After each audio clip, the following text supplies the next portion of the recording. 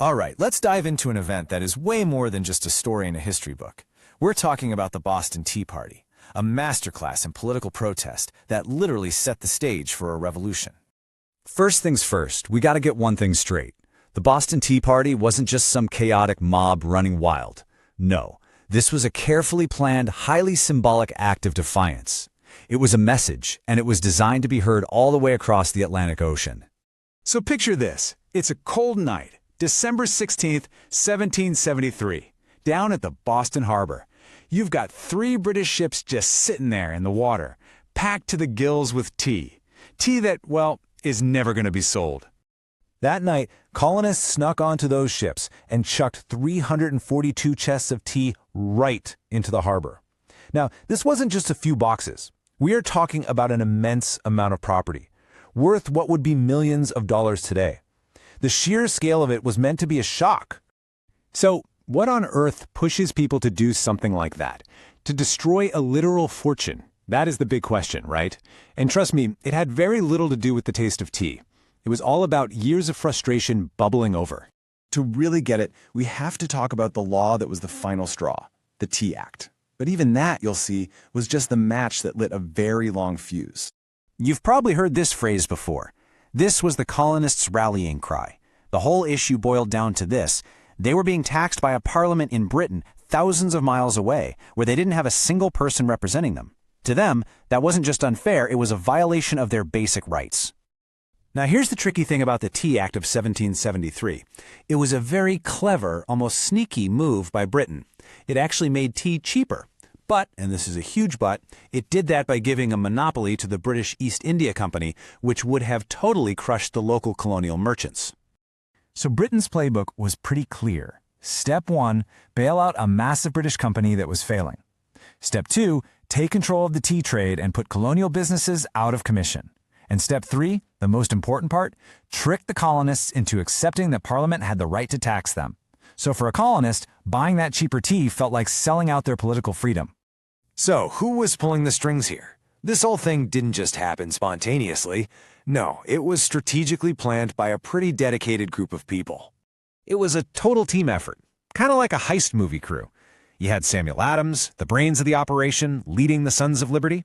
You had John Hancock, one of the richest guys around, as the financer.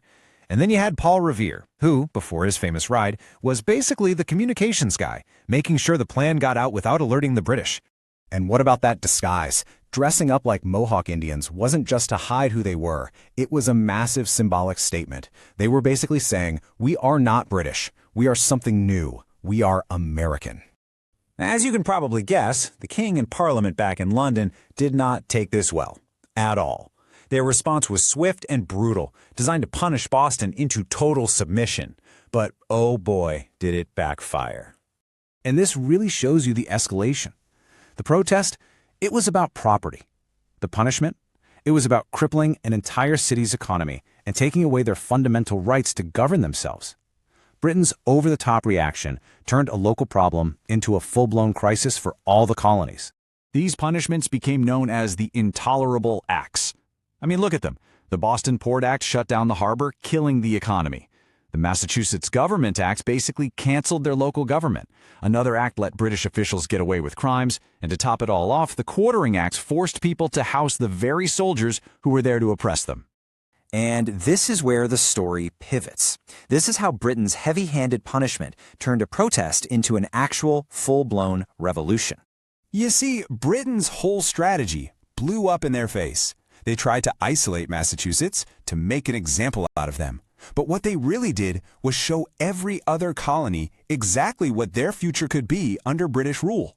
And instead of creating fear, they created unity. And the colonies responded immediately. They got organized. Politically, they formed the First Continental Congress. Militarily, militias started training. And everyone stayed connected through committees of correspondence, sharing news and strategy. Suddenly, 13 separate colonies were acting as one. I mean, just look at how fast this all happened. It's stunning. In less than 18 months, we go from a protest about tea to the first shots of the American Revolutionary War. The line had been drawn in the sand and there was no going back. So, in the end, what's the legacy of the Boston Tea Party? It was the catalyst. It took a very specific anger about a tax and turned it into this powerful, unifying symbol of resistance. It helped create a shared American identity before there was even a United States of America. And that leaves us with a pretty cool question to think about. We know that battles were fought on the battlefield, with guns and cannons. But was the revolution, the real fight for a separate American identity, actually won on that cold night in Boston Harbor? Was it won with an act of defiance that told the world they refused to be controlled? Something to chew on. Thanks for tuning in.